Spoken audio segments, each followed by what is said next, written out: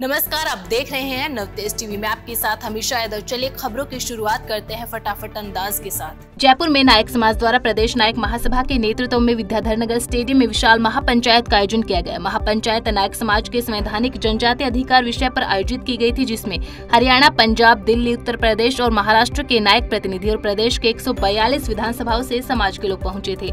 महापंचायत के मुख्य वक्ता के रूप में डॉक्टर शिवरतन सूर्या ने सभा को संबोधित करते हुए समाज की मांगों को रखा।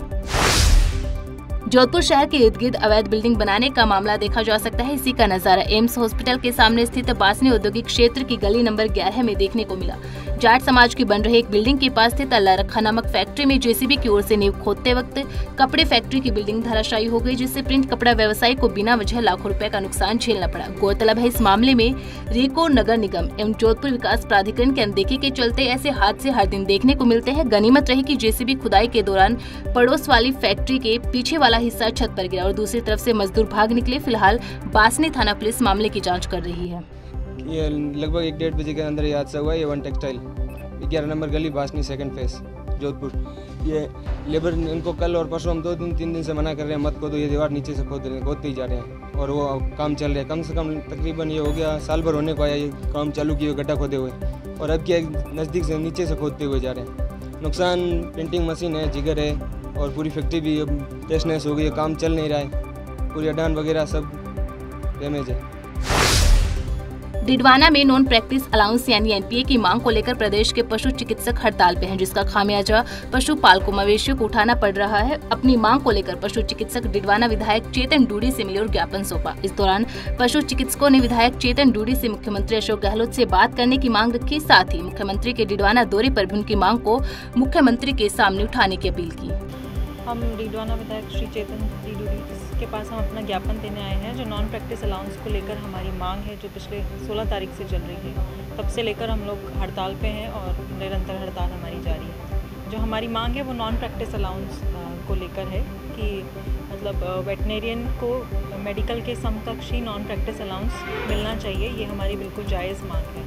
मैं बताना चाह रहा हूँ कि हमारे पिछले 10 साल से एक ही मांग है हमारी सारे पशु चिकित्सकों की, वो है एनपीए नॉन प्रैक्टिस अलाउंस, और उसी के उपलक्ष्य में हम पिछली 16 तारीख से हड़ताल पर हैं। और उसी के क्रम में आज हम माननीय विधायक जी चेतन जी डूडी साहब को यहाँ ज्ञापन देने आए हैं। उन्होंने ज्ञापन हमारा लिया है, आश्वासन दिया पूरा। हमने उनसे रिक्वेस्ट करी है कि 28 तारीख को सीएम साहब यहाँ डिडवाना पधार रहे हैं, तो सीएम साहब से हमें एक बार मिलावें। उन्होंने हमें आश्वस्त किया है कि सीएम साहब से बात करके उनको ये सारी आपकी समस्याएं मैं बताऊंगा और उनसे मिलाने की मैं पूरी कोशिश करूंगा।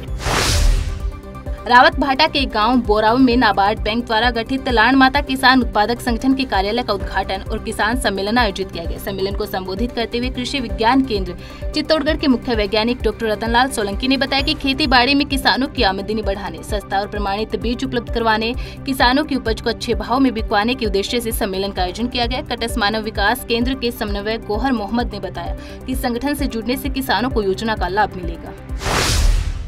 लोक देवता बाबा रामदेव के भाद्रपद की दशमी पर प्रदेश के कई इलाकों समेत सिरोही जिले में भी रामदेव की जयंती पर कई कार्यक्रमों का आयोजन किया गया, जहां धार्मिक अनुष्ठान के कार्यक्रम के साथ साथ विशेष पूजा अर्चना समेत अनेक कार्यक्रम संपन्न हुए। इसी कड़ी में माउंट आबू के इंदिरा कॉलोनी से बाबा रामदेव मंदिर से पूजा अर्चना महाआरती के बाद शोभा यात्रा का आगाज हुआ। शोभा यात्रा शहर के विभिन्न मार्गों से होकर मुख्य बाजार पहुंची, जहाँ इस शोभा यात्रा में हजारों की संख्या में वाल्मीकि समाज के लोग मौजूद रहे और गाजो बाजो के साथ लोग नाचते गाते नजर आए।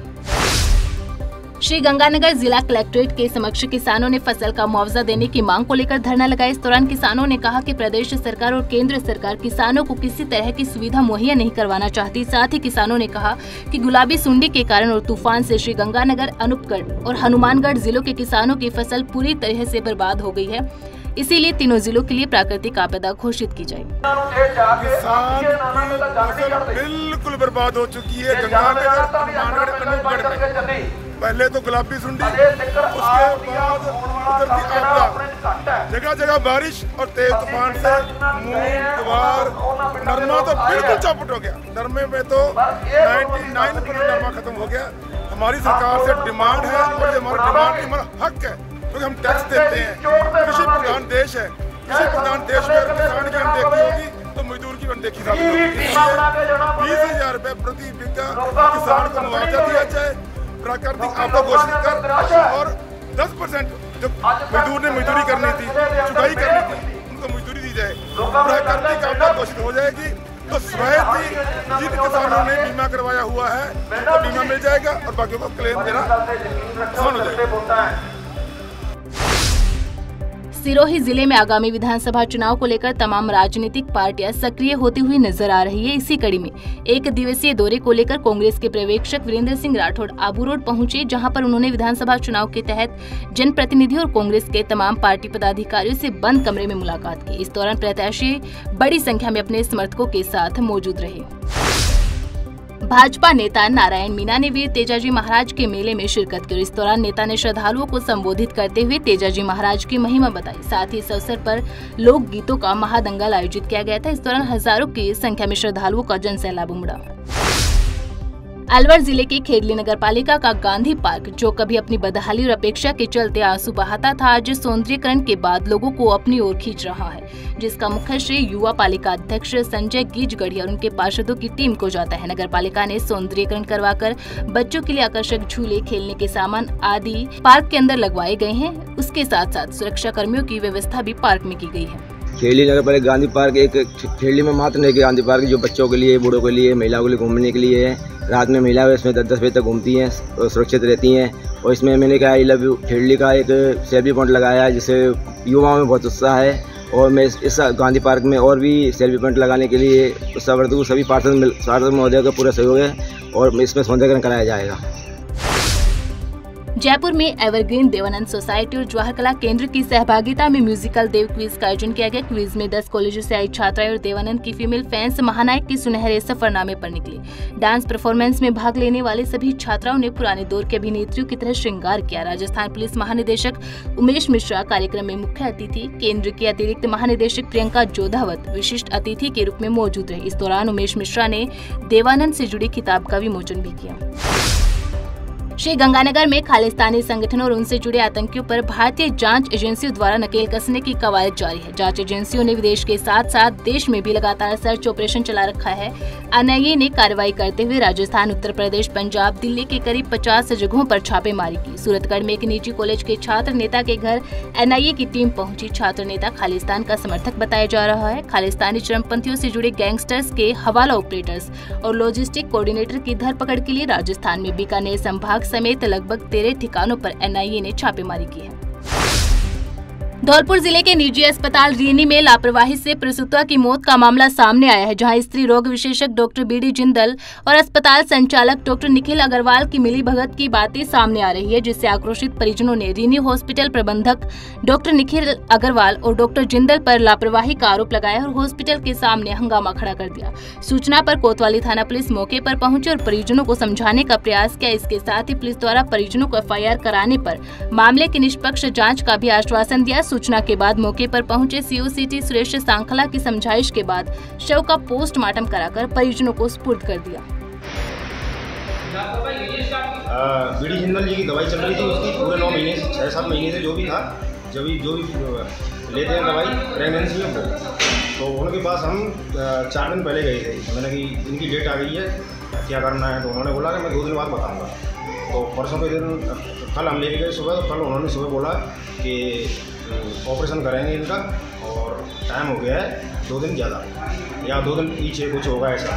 तो हमने कहा ठीक है, क्या है, मैंने प्रोसीजर को ऑपरेशन का कि आप पहले पैसे जमा करा दो और मेरे पास एडमिट कर दो। मेरे पास बेड खाली नहीं है, तो मैं ये रीनी हॉस्पिटल में उनको भिजवा देता हूँ, ऑपरेशन मैं खुद करूँगा। तो कल लगभग 11 बजे के आसपास, 10:30 बजे के आसपास बीडी जिंदल जी यहाँ पर आए थे और उन्होंने ऑपरेशन किया। 10:30 बजे के बाद शाम को आज 3:30 बजे तक कोई भी दिक्कत नहीं थी पेशेंट को, बिल्कुल भी एकदम नॉर्मल, सब सही, बच्ची भी नॉर्मल, सब सही था। 3:30 बजे के बाद में उनको थोड़ी सी दिक्कत हुई, उल्टी हुई। तो मेरा भाई था यहाँ पर, मेरी मम्मी थी, उन्होंने हॉस्पिटल जो इंचार्ज थे उनसे बोला बार बार कि इनको थोड़ी सी उल्टी हुई है और दर्द हो रहा है पेट में। तो उसके बाद उसकी कोई सुनवाई नहीं की। 3:30 बजे से लेकर के 6 बजे तक मेरा भाई पूरे हॉस्पिटल में घूमता रहा, न कोई डॉक्टर न कोई नर्स, उसके पास कोई भी नहीं आया। 6:30 बजे जब डॉक्टर आए बीडी जिंदल जी यहाँ पर और एक मैडम थी और नर्स है, उन्होंने CTR वगैरह दिया उनको। कोई फर्क नहीं पड़ा है। ऑक्सीजन लगाई, सब कुछ डाउन था उनका, बीपी लो और पेट फूल गया था पूरी तरह से। और उसके बाद यहाँ से हमने बोला कि आप इनको रेफ़र कर दो, तो रेफ़र भी नहीं किया। आधा घंटे तक यहीं दवा दूरी करते रहे, उनकी CTR देते रहे आधा घंटे तक। उसके बाद BD जिंदल जी यहाँ से अपने आप निकल करके और चले गए हैं। अभी तक पता नहीं है कितने बज रहे हैं, अब 8 बज रहे हैं। 8 बजे तक उनका कोई अता पता नहीं है। आज थाना कोतवाली धौलपुर संतोष त्यागी ने एक प्रार्थना पत्र इस मजमून का दिया था कि मेरी पत्नी को 25/9/2023 को कोई डिलीवरी पेन होने पर डॉक्टर BD जिंदल को दिखाया गया था, जिसके कहने पर हमने रीनी हॉस्पिटल बाड़ी रोड धौलपुर पर उसको एडमिट कराया गया था। उसके बाद वहाँ पे उसका डिलीवरी ऑपरेशन के द्वारा हुई, तो दौरान डिलीवरी उसकी डेथ हो गई। उन्होंने यहाँ से रेफर कर दिया था, तो रास्ते में डेथ होना बताया। तो उन्होंने मृत्यु के पीछे doctor BD Jindal, doctor Nikhil और डॉक्टर रेणु की लापरवाही मानी है कि इन्होंने उपेक्षा बरती है, जिसकी वजह से उसकी डेथ हो गई है। इस संबंध में आवश्यक मेडिकल बोर्ड से पोस्टमार्टम करवाया जा रहा है। 4 डॉक्टरों का एक पैनल बनाया है PMO साहब ने, और मृत्यु के कारणों की एवं परिस्थितियों की समीक्षा की जाएगी और राजस्थान सरकार के जो भी नियम है उनके तहत कार्रवाई की जाएगी। अभी के लिए इतना ही। मुझे दीजिए इजाजत। बने रहें नवतेज टीवी के साथ। देश और दुनिया की हर बड़ी खबर के लिए सब्सक्राइब करें नवतेज टीवी और पल पल के अपडेट्स के लिए बेल आइकन को दबाना ना भूलें, क्योंकि आपकी खबरों का भरोसेमंद साथी है नवतेज टीवी।